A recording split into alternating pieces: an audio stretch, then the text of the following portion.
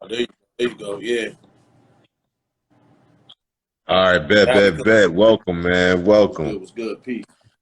Oh yeah, bet, bet. Peace, peace, peace. All right, man. So you know what I mean. We got another episode. You know what I'm saying, of the Passive Fly Hour. You know what I'm saying. Got the OE on deck. Got the 40 on Let me deck. You know shout what I out to mean. We got our Shay guest with right us. quick. You know what I mean. Shay.C_vibes. Your best bartender in Delaware, servicing New York, Jersey, Delaware, Philly, Maryland, DMV. Anybody that needs a bartender for So weddings, events, holla at Shay C Vibes. Shacy Vibes, salute, and also Shacy Vibes, including Matic Beats, are alongside, you know what I mean, King Ab on the new podcast, Logic with Two G's Unplugged Podcast. Hottest new podcast out. Make sure y'all subscribe to their YouTube. You know what I'm saying? Also, Matic Beats has his new project dropping tomorrow. Bana featuring Gino Brown and Fresh Living Young. Triple threat, Fresh Living Young. Salute to y'all. All right, so we have Mr. King Ab in the building. First off, welcome to the Passive Flower, man. How you feeling? You all right? Good, I'm good, man. I'm good. I appreciate the invite, man. I appreciate the invite, and I appreciate you sliding all the way down to Hey, Delaware the other night, too, man. hey, man, it was a pleasure, man. Like it's all love, man. I appreciate it, man. I definitely enjoyed myself, man. That was definitely vibes all the way, man. I mean, You really got the when it 40 comes on. to You this really got the show, 40 I on know you deck, see. huh? You really got the Hell yeah, 40 on. that's what it's about, man. Not the OE, you know what I mean? The culture cipher, you heard? You heard? Hell yeah. Hell yeah, man. Like, but yeah, you know how the show is, man. You know what I mean? We was talking about it before, how the show is. I bring different guests here, you know what I mean? And we talk about their story for a bit, the early days and whatnot. And then, you know what I mean, we just progress from there naturally, you know what I'm saying? But I'll let you introduce yourself to everyone, to the audience, you know what I mean? They'll be coming in gradually. So the floor is yours, man. Yeah, man. Before we get started too much, I also want to say, even though we might get into some crazy shit, I think it's important to know that we also try to spread a positive message at the same time. You know what I mean? Even though we may get into some other stuff, I turned my life completely around, so I definitely want to send a positive message, even though we might talk about some other crazy stuff. You know what I mean? But my name's Abdul Hamid. I'm from South Jersey. You know what I mean? I ain't from the South Jersey salute. yeah. I mean, I'm from Sicklerville, Camden County, about 20 minutes south of Camden, 30 minutes north of AC. You know, I ain't from the hood. I mean, I'm from a hood behind. I'm from a hood ass suburb. You know what I mean? You know how to go. You know what I mean? But I ain't from the inner city or nothing like that. Had an alright upbringing. You know what I mean? Both my parents was around. You know what I mean? They wasn't in the same house, but both my parents was around. So I don't have that excuse. But I dealt with the regular shit, man. Grew up in Sicklerville, but Sicklerville is the same as any other place for real. The whole town is based around Section 8 and according to income. And we got a heavy Camden and AC influence of people migrating there, moving quote unquote outside the city. And you know, dealt with regular shit, man. My pops was a drug addict. He was always around though, but he was a drug addict, dealt with stuff like that, man. Um, Came up, I was a knucklehead. You know what I mean? Started getting involved in the streets at a young, stupid age when I really didn't have to. You know what I'm saying? And I know you want to get more in depth with that, but just a quick turnaround, man. You know what I mean? Got locked up and turned my life around, man, and came home and started doing the right thing. So you let me know where you want to take it from there. You know what I'm saying? Word, no doubt, no doubt. And salute to, you know what I mean, you know what I mean, making a turnaround in your life and whatnot. We'll definitely get into that. When it comes to Sicklerville, you said that Sicklerville has a heavy influence from like Camden and Atlantic City. If you could just elaborate on that a bit, because we have possibly people who are from North Jersey, from Newark, possibly from New York, Central Jersey, Yeah. Connecticut, you know what I mean? So just listeners from all over, like if you could just, possibly explain like how South Jersey is in Yeah, general. You know South what I mean? Jersey South is Jersey, a lot pretty of people much you synonymize pretty it with much got Philly. two main inner city hoods in South Jersey. It's not like North Jersey and Central Jersey is more like city like atmospheres. You know what I'm saying? South Jersey, you got Camden and Yeah. AC, really the only two cities. But throughout South Jersey, you got a lot of underprivileged suburbs. You know what I mean? So our hoods are a lot of suburban areas, but they're ran down. So yeah, it's the suburbs, but the shit is ran the fuck down. Like you go out Sicklerville, Lindenwold, or Bridgeton, Millville, Vineland, you might think you're in the heart of a hood somewhere, but it's in the suburbs. You know what I mean? So Sicklerville has its good areas, has its rough areas. It's a lot of townhomes, a lot of apartments. There was a time where every time they would knock down a project building in Camden, if you wanted to keep your Section 8, they would only allow you to move to Sicklerville or Lindenwold. So a lot of our roots come from the Philly, Camden, AC area. Then we only 30 minutes outside of AC. Vice versa, same thing with anytime they knock down a project building in AC or Pleasantville, because we have so many townhomes and apartments. If you want to keep your Section 8, you only can move to Sicklerville or Lindenwold. And over a period of time, it just started turning the town out and the community out. And it's not the city, but we got a lot of inner city activities going on out there. Word. No doubt, no doubt. So then you said how you had started, getting into some trouble. Like, how old were you when you jumped off the porch? Shit, man. At a young age, like I said, I came from, and it's crazy because look, my grandfather on my mother's side actually was a chief of police. He was retired. So I'll probably say, man, probably like early teens, man. 13, 14, 15, just starting off with fighting, drinking. I ain't gonna lie, man. I started drinking at a young age, man. Probably honestly, 10, 11. It sounds fucked up, but 10, 11. And I was one of those niggas that watched rap videos. I would drink. I would experiment with certain shit. Steal my grandpa was retired police, like I said. I remember stealing his gun and riding around with the shit at fucking 12, 13 years old, just looking for a motherfucker to shoot on some nut shit. But I didn't even have to. You know what I'm saying? So I did a lot of shit I didn't have to do at a young age, really honestly trying to fit in. It really came down, now I look back at it, it was really just trying to fit in. You know what I'm saying? So, and that got me out of trouble a lot of times because I got a lot of smacks on the wrist. You know what I mean? I got a gun charge, I had an armed robbery charge because who my grandfather was. And my grandparents never let me go without a lawyer. I always got probation. You know what I mean? I got probation for my first couple of charges. So it wasn't until the third charge, this last charge, where I actually had to sit, I couldn't get any bail, that I actually learned my lesson.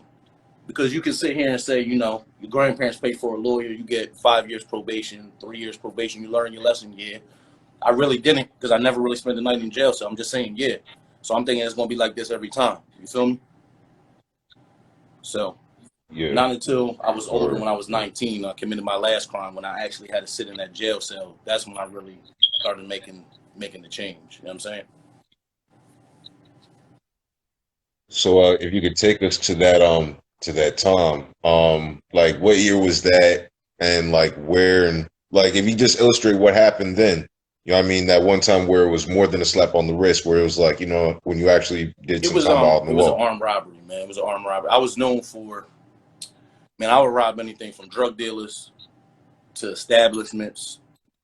When I say establishment, man, I was robbing check cashing spot. I don't want to, because I didn't get caught for nothing.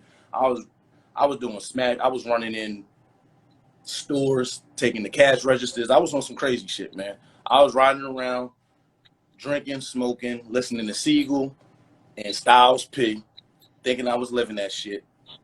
And but this last instance, and the shit didn't feel right with me. You know how they say like your spidey sensors, like shit fell off. But I was messing with this chick, and she was a thorough ass chick. You know what I mean, we was setting a lot of niggas up together. We was setting a lot of niggas up, robbing niggas. We was going down out of town. When I say out of town, different hoods. We was going down AC, set up drug dealers, and she would set them up. We would line them up, rob them or whatever. But this last situation, we wanted to rob this Chinese store. We was told that they empty their shit every night at a certain time. And shit just didn't feel right. It was so spur of the moment. It was only playing for 10 minutes. And motherfuckers were like, yo, fuck it, let's do it. And it was just me and her. Fuck it, yo, let's do it. Fuck it. Yeah. And we chilling behind the Chinese store in the apartments, the little fake ass projects. And basically just went in there, robbed the Chinese store, but the shit was so not pre-planned. Like, it was so, motherfuckers wasn't mature. You know what I'm saying? Like, motherfuckers called in to order Chinese from the landline that could get traced back. You know what I'm saying? She went in there, act like she was getting robbed, and she really didn't. You know what I mean? So the shit just went south. I wound up getting caught probably like 2-3 days later on some nut shit. You know what I mean? All over nut. But I tell people all this all the time, man. And just not to harp on too much of this stuff, but I needed that because I was headed on a path nowhere fast. You know what I mean? I needed that. It was innocent victims involved because he got assaulted during the whole altercation. You know what I mean?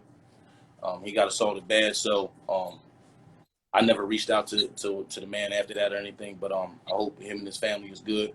But I needed that time to sit down to get my life together because if it wasn't that, who knows what would have happened? You know what I'm saying? Yeah, I feel you, especially when it comes to, line up drug dealers. Who knows if they're strapped to and whatnot, man, no doubt. I mean, let me ask you something then. I mean, not to glorify anything, mind you, what I mean? We're on the Passing Fly Hour right now featuring King Ab of South Jersey, you know what I mean? We're having a discussion. Right now we're in his early days and whatnot. So when it comes to that, like when you was hitting licks back then, just for some insight, you know what I mean? How much were you getting per lick? Like, was it like a lot No, or what I was was it just doing the was rush? Was I it was the robbing money or was it less? drug dealers. And shout out to one person in here. How you doing, Miss Ralph? My fault. I was keeping a lot of product at her at her house. But she probably know this by now. But that's my man's mom. But I was really just like robbing drug dealers, not even for we was acting like we wanted to cop weight, and then we would rob the drug dealers. And then just sell the shit wholesale. You know what I'm Yeah. saying? So we would rob niggas for pounds of All right. weed or quarter keys of coke and stuff like that. I'm not gonna say I've never been around a key of coke. I've never been around none of that shit. The most I did was I robbed a nigga for a quarter key of coke. But a lot of this shit was like pounds of weed, like pounds and pounds and pounds of weed. Like I had so many pounds of weed just from robbing the niggas. You know what I'm saying? So then, and I would never Yeah. sell anything under. So that was I was just on some ignorant shit, man. I was burning so many bridges. I didn't even realize how many bridges I was burning. I was creating so much beef for myself on some nut shit. Like now I'm robbing the niggas that is really from the hood. I'm robbing niggas from Camden. You know what I mean? That ain't got a problem coming down where we live and light some shit up. I'm robbing niggas from different areas. I'm robbing niggas from AC that don't got no problem. We 30 minutes from AC, 20 minutes from Camden. And we still see each other, whether it's in the city or outside the city. So I was creating a lot of unnecessary beef for myself. Like a lot of unnecessary beef. So I never Or robbed a person for cash. It was always for like a quantity of weight, whether it was weed or coke. Only establishments. You know what I mean? all right, no doubt. And ladies and gentlemen, just so y'all know, what I mean, we're gonna reiterate, we're not glorifying this. This is real shit. You know what I mean? And a lot of this shit doesn't lead to anything but the grave or behind the wall. You know Yeah, what I mean? definitely. And So that's why I want to glorify, we're man, just using especially this at the end is to how I spread turned a my message. life around. You know what I'm saying? So, Fact, facts, respect, respect. All right, the one lick that went wrong at the Chinese food establishment, that was 2009, no, right? I So came about home 10, in 11 years ago. 2009. That was 2003, I believe. 2003. I think I was 19. 2003 or 2004, somewhere around there. All right, 2003, 2004. All right, bet. 2009. So, what? That was in No, that Atlantic was in City. Atlantic City. No, What that wasn't county in is Atlantic that? City. What That was county? actually in Williamstown in Gloucester County.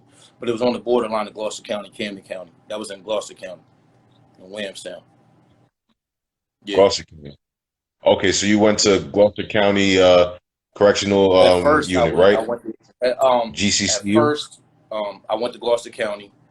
I got transferred to Camden County because I had another charge out of it. I was going back and forth between the two, Gloucester County, Camden County, primarily in Gloucester County.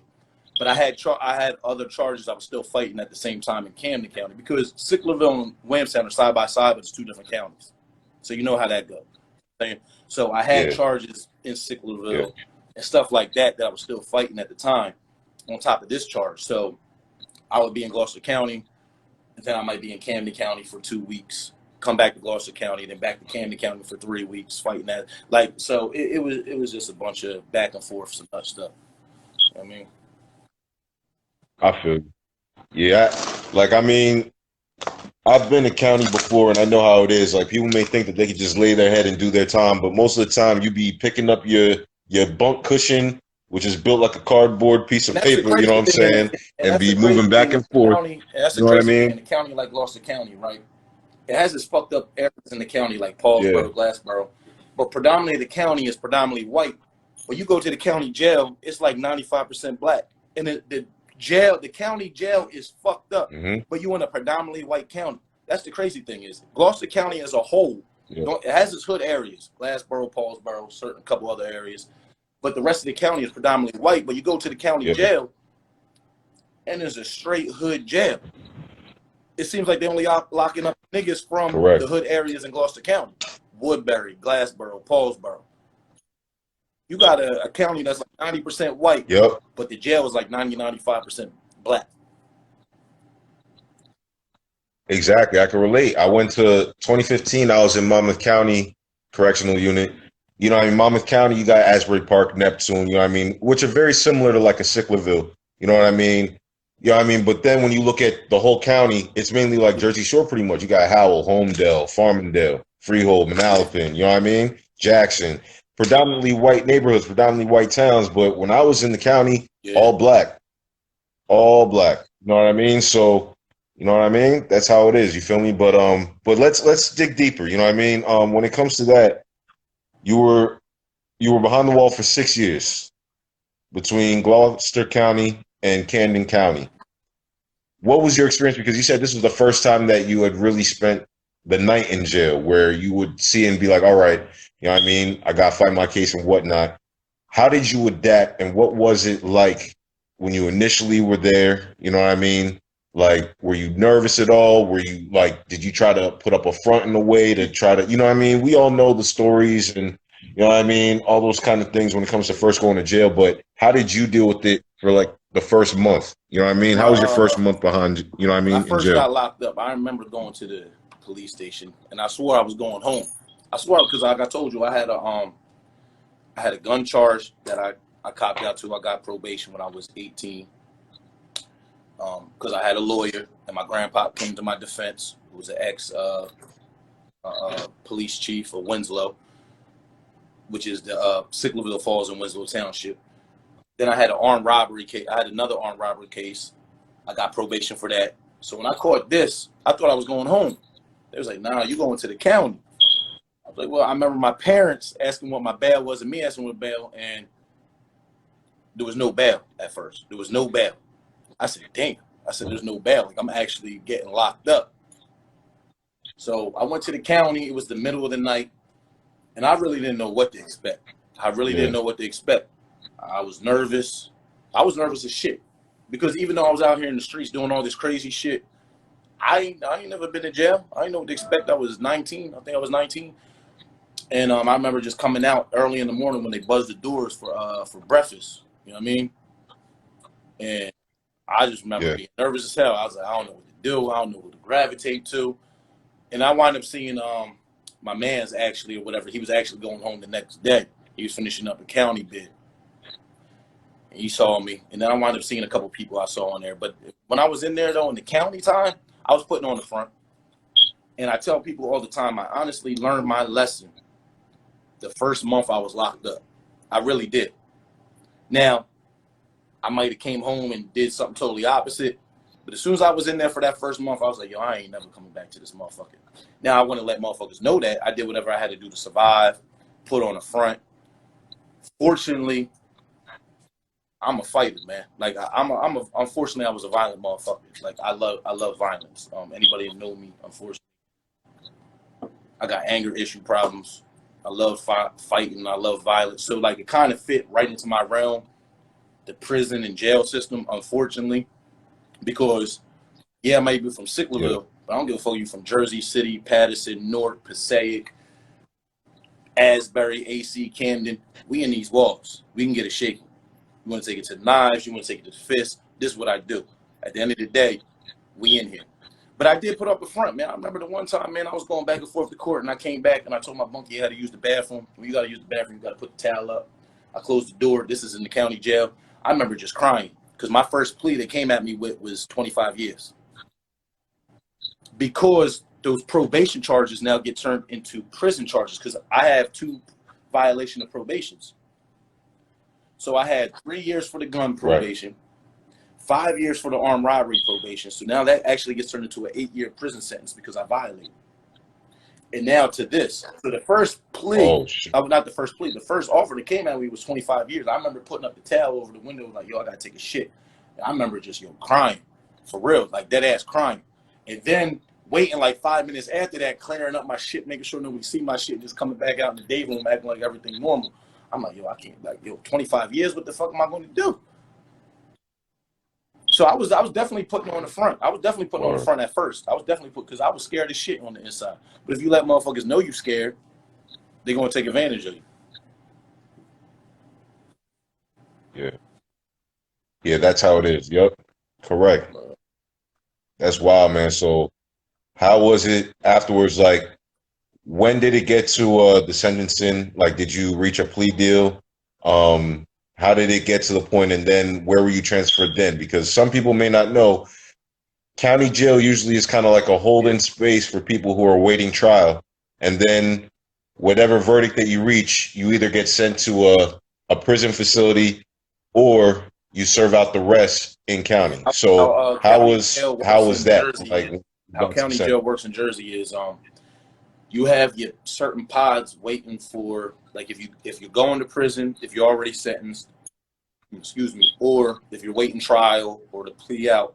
And then the rest of the jail is if you get sentenced to a year or under, you stay in the county jail, like a 365 or under. Anything over a 365 or over, you get sent to state prison. So I reached the plea deal, and it was crazy because the day I copped out, my lawyer was telling us something crazy, which I actually commend my lawyer for this because he didn't want to give us false hope. But he kept telling me, like, yo, I can't get nothing under 10 years. I can't get nothing under 10 years. And I showed up that day ready to cop out to 10 years. And he got me to 8 with 85, which turned into the 6 years, 3 months, and 1 day or whatever. I remember just like, oh, shit. Like, yo, I was happy. And I had time served, so I only had to wind up doing like another 4, like all combined before I bailed out. Because I wind up getting bail. That's the part I skip. Is just to take you back real quick, is I was in the county for like 4 months. I wind up getting bail. It was like $500,000 plus the 10%. That was like a month, and then like after a month, it got knocked down to like something else, to where like I think it was $100,000 with the 10%, which came to $10,000. Of course, my family put it up. You know what I mean? My grandparents again.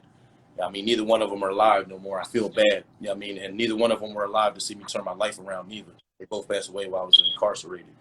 But once it got down to that point, they put up the 10 racks or whatever. I was home for like 2-3 months. I think I bailed out. It was like February, because my birthday in February, and I think I went back in June. So I went back in June. You go straight to like the one pod to where you're waiting to get shipped out. In Jersey, you got to go to Craft and Trenton. Craft is reception. So you never know when you're going to go to prison. You don't know. This whole tier, this tier, the other tier, and the other tier is all waiting to go to prison. You're already sentenced. So there's like three different pods waiting. In Gloucester County, they ship you out every Tuesday. It's in the middle of the night, like 3 o'clock in the morning. If your door pops, that means either you or your bunkie going to prison. You could be in there for 3 weeks, 3 months. You never know when you're going. And I remember me and my bunkie, he's actually a nigga of mine that I went to school with. He was scared shitless. White boy. He was scared shitless. But they popped our shit, and they shipped us both out the same day to Craft and Trenton. I remember niggas hearing me like, I mean, because like South Jersey was on the gang stuff, but they really wasn't on the gang stuff at the time. Like even Camden, like when I was in Camden County Jail, it was, niggas really still wasn't gang banging like that in Camden. It was still predominantly Muslim. Like, it's right there next to Philly, so they gravitated towards like the Philly stuff. So you had niggas here and there gang banging and stuff. But you heard stories about North Jersey, like, yo, they on this gang shit, da-da-da-da.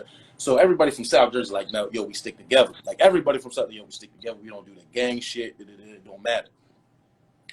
So I remember going to Craft, Man, it was just and North Jersey hold the population. Like we were out, South Jersey was outnumbered like 10-1, like something crazy, like 8-1. Like everybody's from North Patterson, Jersey City. Like, and I remember niggas just stepping to me. What and you're happened? in Trenton, right? That Yes, facility in is in Trenton. It's Trenton, right? Craft. It's reception. So you go to Craft, and you go there. I was in Craft probably for about a month tops. You go there, and you wait to go in front of people. They read your charges, all this other stuff, and then they tell you where you're going. So they sent, when I first got shipped from Craft, they sent me to Yardville, and right is Yardville and Bordertown are side by side across the street from each other. So that's Central Jersey, right there in Mercer County, like the borderline of Mercer and Burlington County. So but it's like the county. They tell you the first couple of days what jail you going to, what prison you going to, but they don't tell you when you leaving. So I wound up being in there for like a month. They told me the first couple of days where I was going, but you never know when you're gonna get shipped out. So I go to Yardville, and mind you, I'm Muslim, and Yardville had this shit. I don't know how I can't speak on any other facility, because and Jersey has 3 facilities: Yardville, Bordentown, and Town, that are called youth correctional facilities, which is the stupidest shit in the world. Because in Jersey, they separate everybody from the ages of 18 to 25, and they put them in their own separate facilities. There's no OGs there. There's no niggas with wisdom and knowledge to guide these youngins. You're putting the most reckless age groups together in one facility, 18 to 25. Yeah. Yardville, Bordentown, Annandale. Wow. So as soon as you get to Yardville, I can't speak on behalf of Bordentown, Annandale. They got this shit called the First 48. Niggas come to you, they step to you, ask you what you banging, what you claiming. If you ain't claiming nothing, if you ain't Muslim, God body, blood, Crip, Latin King, Nieta, Trinitario, you got 48 hours to decide, or we going to decide for you. It's called the First 48. You can't be neutral in a youth correctional facility. There's no such thing as neutral in Jersey. Now, in the prisons, maybe yes. We'll get to that later on down the side, because I wind up getting transferred to a prison. But they call it the First 48. So niggas come to you. At that time, the Bloods controlled the house. The Bloods was outnumbering everyone. Everyone, like everybody was Blood. This is 2004. Everybody's Blood. Everybody. And that's a very significant time. Very significant time on the East Coast. Shout out to Wildcat. He took on that. Wayne is at the height of his shit. Everybody is Blood. So basically, the Bloods are stepping to you, asking you what's up. All right, oh, you Muslim, you good. You people, your folks over there. All right, bet. So I seen niggas that, especially from South Jersey, that are neutral. That, yo, I ain't doing nothing. Niggas flip with the quickness. I seen niggas after the 48 hours say, yo, I ain't nothing. They'll jump them and then give them some lessons to say, yo, you Blood now. Because they didn't make a choice. Well, so like I can't speak on behalf of New York. Yeah. I can't speak on behalf of Bordentown. I can't speak on behalf of Annandale, any other correctional facility in Jersey. In Yardville, if anybody's on here that sees this, that's how it was. It was called First 48. It was called. Yeah. That's what Wildcat had said in our interview, that at that time, whether it was Rikers, the East Coast basically was engulfed in that shit. You know what I mean? In the early 2000s. You know what I'm saying? And as he said, you had a lot of the OGs. I think that may be relevant to what you're saying too. How they had the 18 to 25, and a lot of the OGs, they were like seen as the I forgot whether it was called catalysts or representatives. They were separate and they were doing their own thing, while the young Gs who didn't have that much guidance ran the shit. And shit just went crazy because there were no OGs present. Just OGs as far as niggas that's been down for a while to show you guidance over the age of 25. Niggas that's in their 30s and 40s. Like, even when I say OG, it ain't even got to be gang shit. Like, you ain't got no old heads there. Like, yo, like in Yardville, nigga, I was coming out fighting every single day. I was in Yardville for 17, 18 months. I can count on both hands how many times I didn't fight in, like, the whole 18 months. You're fighting over, you're talking about young, excuse my language, because with everything going on, I don't like referring to black people like this right now, but you had a bunch of young, dumb niggas just fighting over nothing. Literally fighting over nothing. The phone was the main thing. The phone. the microwave. We had microwaves in that shit. Yep. The TV, like it was just crazy. Like niggas was fighting over nothing, like nothing. I can't even like a lot of it was gang shit, but nothing. Like if you looked at a nigga the wrong way, you rocking. Like I thought my bid, man, the bid was gonna be crazy, man. It wound up being crazy, but I look back at it, it was just crazy. I was lucky and fortunate not to be fucked up even worse than what I was at sometimes. Cause I ain't gonna lie, I ain't the biggest, baddest motherfucker. I took my L's and I took my W's. You know what I mean? I feel you. I feel you. So, I mean, as time progressed, and I know we had this conversation after our interview on your podcast, Logic Unplugged Two with Two motherfuckers. G's. Subscribe on Shout out to YouTube. Like, JC Vibes again for the drinks. yes, sir. Book JC Vibes. Shout out to JT Vibes. Yes, sir. And also shout out to Matic Beats, Bonda dropping tomorrow. Salute, salute. So, essentially, like after the, the interview, which was incredible, by the way. Thank you for inviting me. After the interview, we had some discussion, and you were saying how, you had joined a particular gang as well. You know what I mean? That you had joined the Crips. Now, if you could just take us down memory lane when it comes to how that transpired, and we already know the climate. You know what I mean? Crips were outnumbered in the jails back then. Probably still now as well. I think.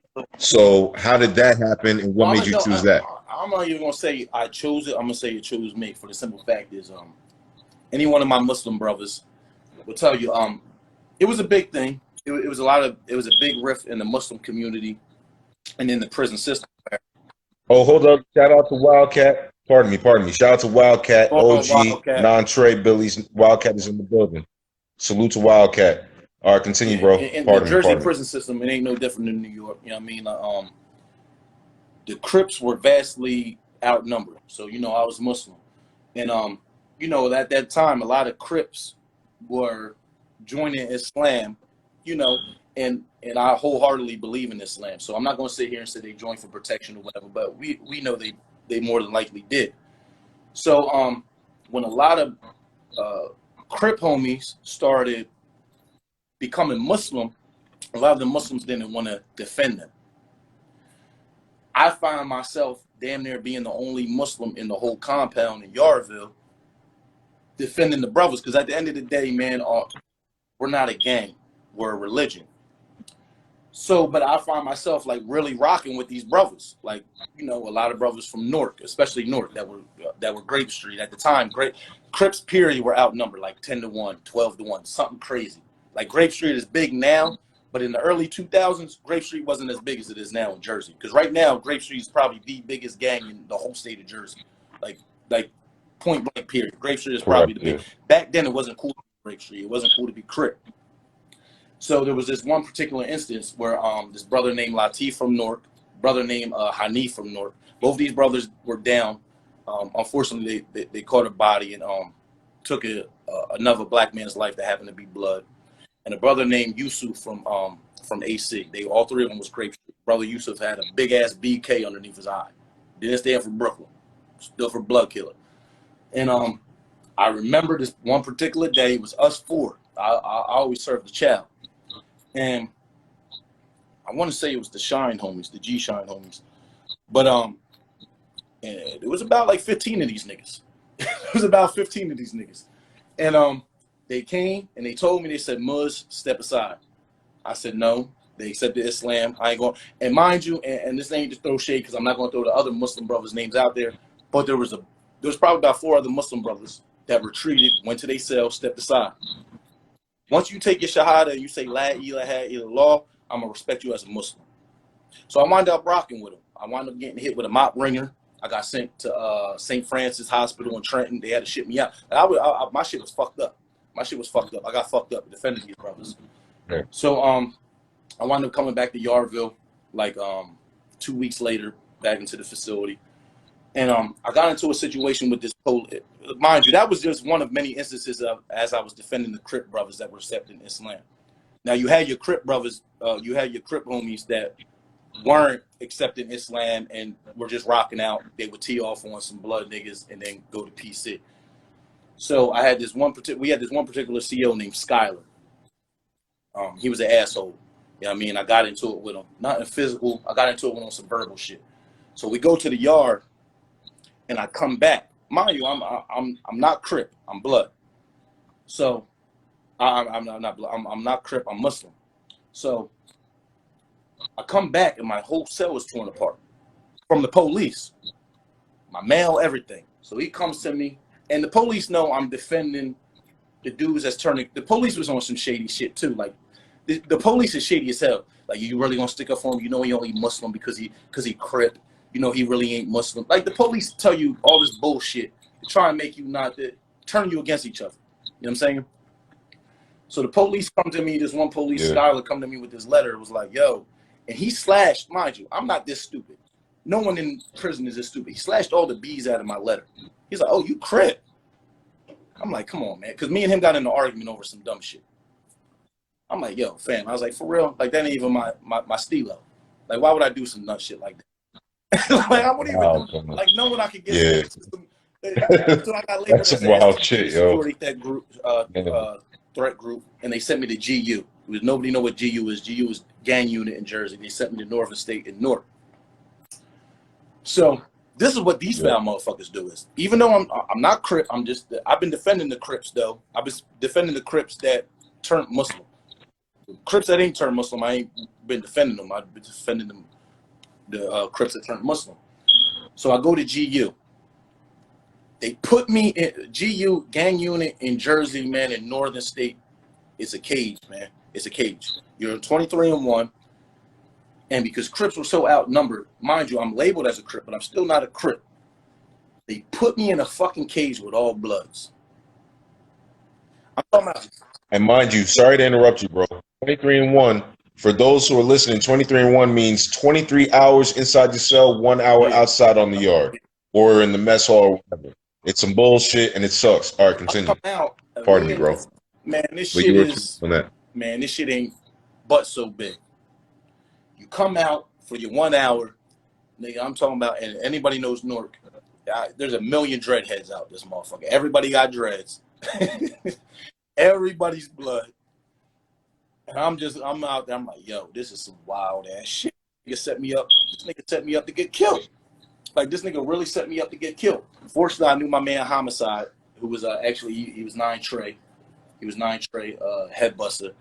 I mean, and he knew me from Yarville. He was like, yo, Muzz ain't nothing, yo. Muzz is neutral. You know what I mean? He 5'50". He neutral.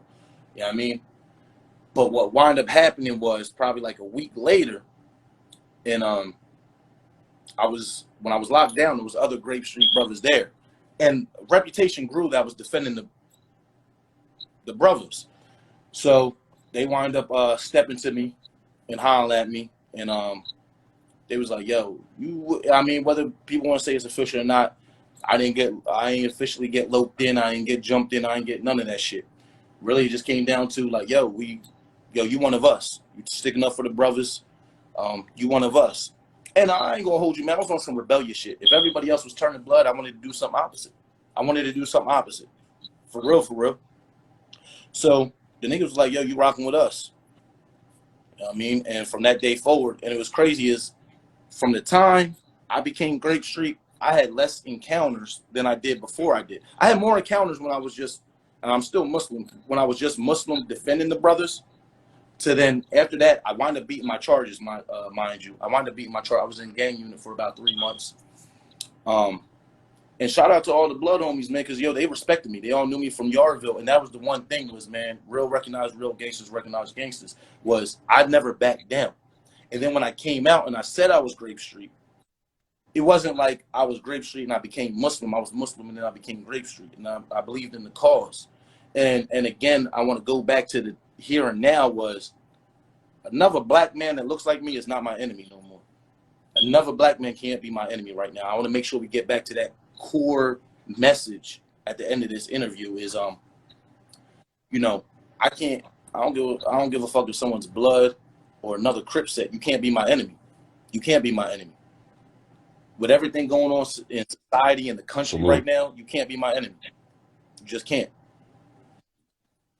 I mean, so but from that day forward, though, I'm not going to put the brother's name out there because from my understanding, I'm non-active, by the way, but I know that one brother, he's still very active out there. So salute to him. Hopefully, inshallah, he gets his life on track. And I know he's fighting a couple cases right now, but I fell under Grape Street, 103rd, Watts No neighborhood. doubt, no doubt, no doubt. And shout out to Grape Street. You know what I mean? And I like to call what I them have to gangs say no more, is man. They power groups, man. I don't care if you blood, you Crip, you correct. Latin King, you Nieta. It's a power group, man. If we all came together, man, the power we can hold. It's a power group. Correct, correct. And that's what these groups were built upon in the first place. I mean, Bloods and Crips and Cali were built as an extension of the Black To Panther protect, Party. to You know what I'm protect the saying? If you neighborhood. look at the Black Peace Front, aka the Rukins in Chicago, all had the same vision. The Bloods were founded in Rikers East Coast Island Bloods with the because of racial UBN. Yeah, with the inequality and East Coast oppression. Bloods and the UBN, it was the overrider of, brotherly love overrides oppression and destruction. You know what I mean? They were getting oppressed by the Correct. Latin Kings. And listen, one of my close, I call him my brother, is a high-ranking Latin King from Camden, New Jersey, South Jersey. You know what I mean? And he's Latin King, but Salute. but if we all came together, man, and our Latino brothers and sisters need to realize that we allies. You know what I mean? Even in the prison systems, man, we ain't enemies. The people wearing the badges is our enemies. You feel me? Correct. Correct. Exactly. You know what I mean? We're all about uplifting our people and elevating, man, without a doubt. And those who are just tuning in, this is the Pass and Fly Hour. We have King Ab over here, you know what I mean, representing South Jersey. You know what I mean? We're talking about the story and whatnot.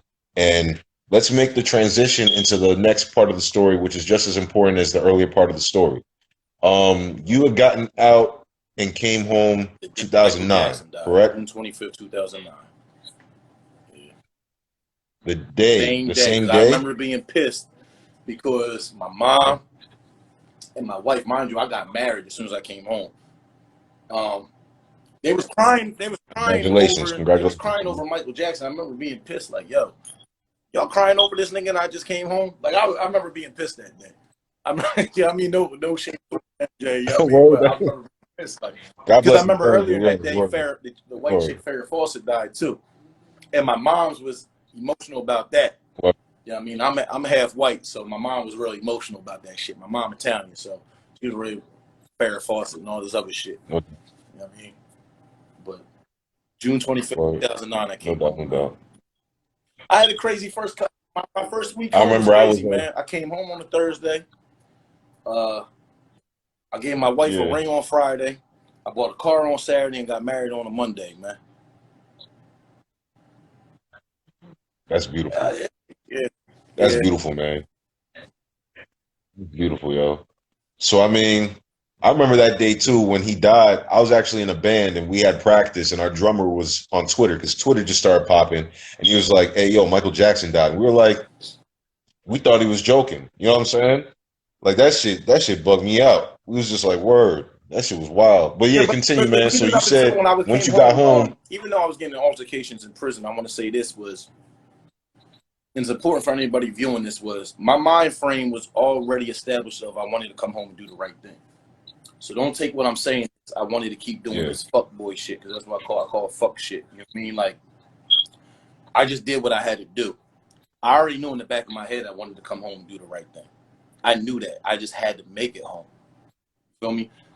Mind you, my last year of being incarcerated from 08 to 09, I was in a halfway house in Camden, Hope Hall, our Fairview section of Camden. I was working full time and I got my CDLs before I even came home. So salute. I came home. It took me a while to get. I ain't even gonna say a while. I came home June. I got my first truck driving job. I kept the same job. I came home. I was still working that job full time. Mind you, I came home and I moved to Delaware, just to stay out of trouble, get out of trouble. And I was commuting from Delaware to Pennsauken. If anybody knows that commute, Pennsauken is a suburb. It touches side by side with Camden. So I was going from Delaware. I was going from Wilmington to Camden every day for like $10.05 an hour. All right. Like something not even that big, but I just wanted to do the right thing. And then I wound up coming across a truck driving job, just running my mouth. And I got in the door and I ain't looked back since. what I'm saying? Salute, man. That's what's up. Salute, most definitely. And I mean, I recall because I had started watching the Logic Unplugged podcast about probably like less than 2 weeks ago. And I recall you saying on the first episode that doing a podcast is something that you always wanted to do. We didn't speak on this exclusively, but have you always been into like, other than your early days when you said that you were always trying to like get into stuff, you know what I mean, and whatnot? Were you always into like creativity, creating, or technology, or journalism, music? Like, what were your aspirations? You know what I mean? Before like going in, like, was that always something that you wanted to do? Did you always want to possibly be an artist or a journalist or a writer or something like that? Like, what led to that? Like, were there any projects that you were doing before Logic Unplugged? Like, what were things creatively that you were thinking of? Because you're obviously number one, an entrepreneur and a creative mind. So what led to that? Yeah. And shout out to Jay But Mostel. before I got locked up, hell no. Hell no. I was an athlete, man. I was an athlete that just turned wrong. I thought everything was football, man. I thought everything was football. I didn't give a fuck about my grades. I was getting high. I was drinking. I was robbing niggas. As far as music, when I came home, I've always been around the music. I've been around the music. Like, my stepkids are heavy into the music scene and the Philly scene. I have a stepson that's probably that's pretty relevant out there. I ain't gonna put his name out there because we're kind of close in age. You probably don't want people to know I'm a stepson, but he's a pretty popping rapper. But like I just always gravitated toward it. I had a lot of homies from Jersey that was involved with music. I always had a passion for the culture. I always had I would always find myself honestly like this. I would go on other people's lives, probably Facebook, but like get into just debates on live over music. Like if you go to my Facebook page, Abdul Chase, like there's lives on there from 2-3 years ago, just talking about music for like, we'll be on live for like 2 hours. I bring different people onto the live, just talking shit. You know what I mean? Literally just talking shit. You know what I mean? Lit. And then the podcast thing is something I wanted to do for a year, like about a year, and it just was never the right opportunity. And again, I want to shout out Shay C Vibes, because I came across her podcast, Hearts of Hip Hop Radio, and she was my bartender. You know what I mean? Salute. She was my bartender that hooked me up with a cheap ass bill, right? That's how the relationship started. But I don't even know how. I think I saw her story or something about her promoting her shit, but I just realized her passion for music, and it actually pushed me to that. I was like, man, fuck this shit, yo. I'm just gonna go all in. I'm gonna do it. You know what I mean? I love talking. I love debating. I love the culture. I love everything relevant with our people. You know what I mean? So no, you can call me a creative, you can call me an influencer, you can call me whatever, but I think I'm just me, man. I'm just Abdul Hamid. Like I love everything to do with our people, man, with the culture. So people like to put titles on things. I don't like to put a title on myself, man. I just like to touch on different things. Most definitely, man. Salute. And any of y'all who have yet to check out Logic Unplugged, Logic with 2 G's, you know what I mean? Logic Unplugged podcast. We have actually put the well, actually no, we haven't put the link on this live, but you can search them up on YouTube. Man, like, comment, subscribe, man. Like, comment, subscribe. Correct. They cover current events in the culture, hip hop culture. You know what I mean? I was blessed with the opportunity to be on the third episode, to be interviewed. Guest too, by the way, man. They just have a very salute, man. Our first guest, all the way down from New Brunswick. Came from New Brunswick to Delaware. Yeah, sir. You know what I mean?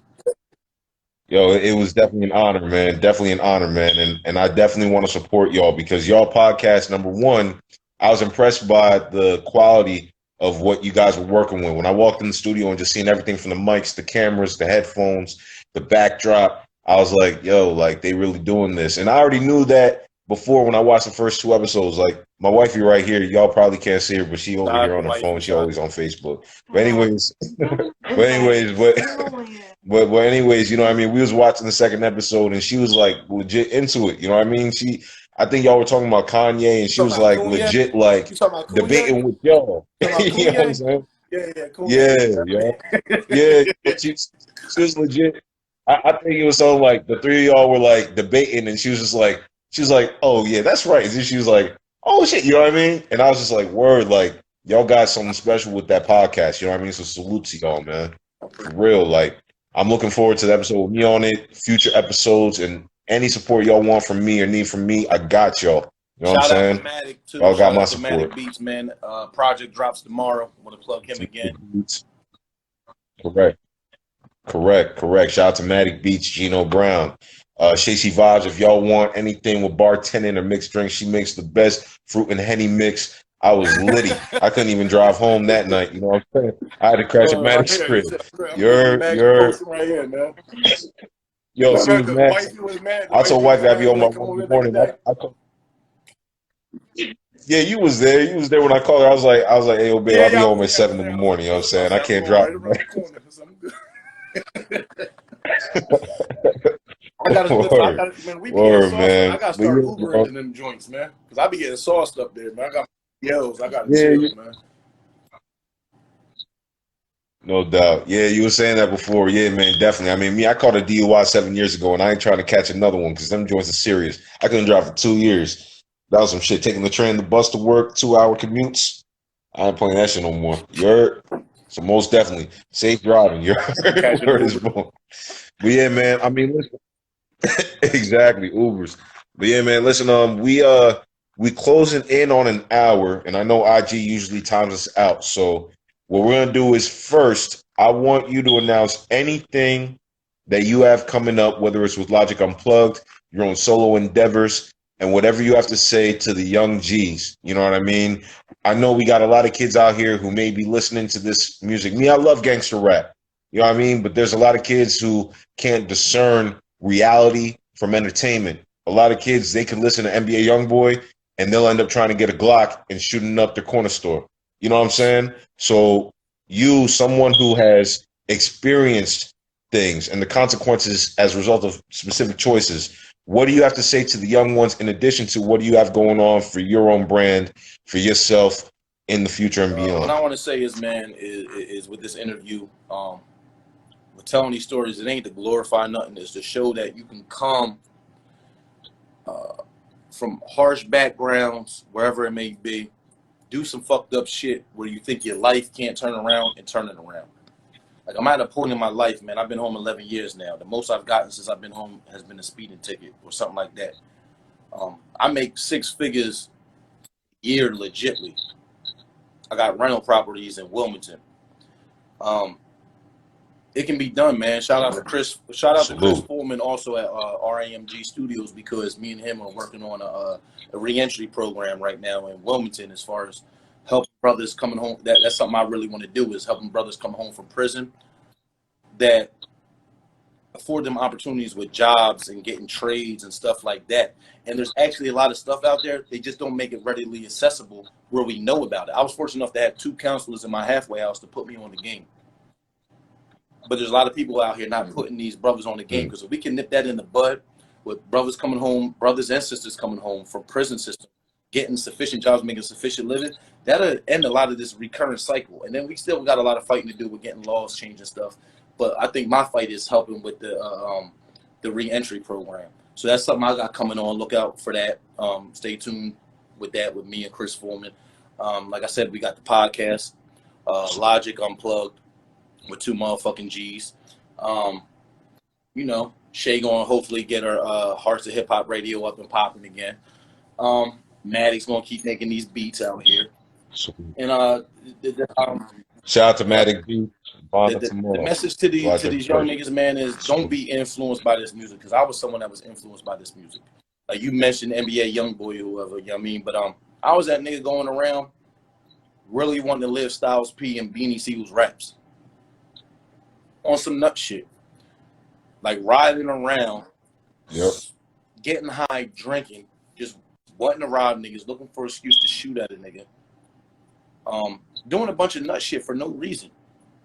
Like really for no reason. And yeah, I'm an example of someone that turned their life around. But I also understand not everybody is as fortunate to come home to the situation I came home to. I had a family to look out for me. I had a wife that had her career together to help me get on path, regardless of how that situation ever ended or not, I pay her all the homage in the world. I'm strictly where I'm at financially due to her, point blank, period. Regardless of where we're at, is because no, she didn't get me my job or my career, but she always strove. So I realized how blessed I was to come home to certain opportunities. And I also realized at the same token, not everyone is as blessed. So don't make that mistake. And man, 99.9% of these rappers be lying, man. If they ain't, then they just out there trying to portray the image. You know what I'm saying? Salute to you, man. Word. Salute to No you doubt. and your platform, man. You out here doing it, man. You out here moving and shaking and moving, man. I see you, man. Thank you, man. I appreciate you, man. No doubt. And hey, man, listen. Before we finish though, I got 5 questions that we try to do every interview. You know what I'm saying? You know what I mean? It's on some lighthearted shit, but again, salute to King Ab. You know what I mean? I got some questions for you. You got to answer these to the best of your ability, All right, quickly. real You know what I'm quick, let me saying? First plug thing the that comes to you. YouTube You and know the what I'm social saying? medias. Go to our YouTube page, Logic Oh yes, Unplugged sir, yes, sir. Podcast. Like, comment, subscribe. Go to the Twitter. What is it? Logic Unplugged Podcast. Everything is Logic Unplugged Podcast. Go to the Real Matic Beats With 2G. Instagram. Go to shade.c_vibes Instagram and Twitter and all that other stuff. I'm an old head. I ain't on Twitter. Vibes with a Yeah, Z. follow Vibes me with a Z. at King Ab Bet, bet, bet. 856, man. You know what I mean? So I just wanted to plug that stuff right quick. But go ahead. Most definitely. Salute, salute, salute. Salute, salute. All right, number Yeah. 1 question. Top 3 favorite Top 3 albums. favorite albums? Any genre. Top I'm 3 gonna go albums. with Yes, sir. Styles Top P, 3 albums. Gangsta and Gentleman, Beanie Siegel, The Truth, and I'm gonna go with Hove, Reasonable Doubt. All right, bet, It's bet, still bet. fuck Salute, R&B salute. till I All right. DNA. Yo, Shay don't get Shay worked up. All right, yo. Next one. If you were in a late 80s action movie, would you be the hero or the villain? Interesting. All right. Third question. What 90s sitcom would you be a guest star in for 1 episode? You said what? What? What 90s sitcom would you guest star in for 1 episode? Marvel.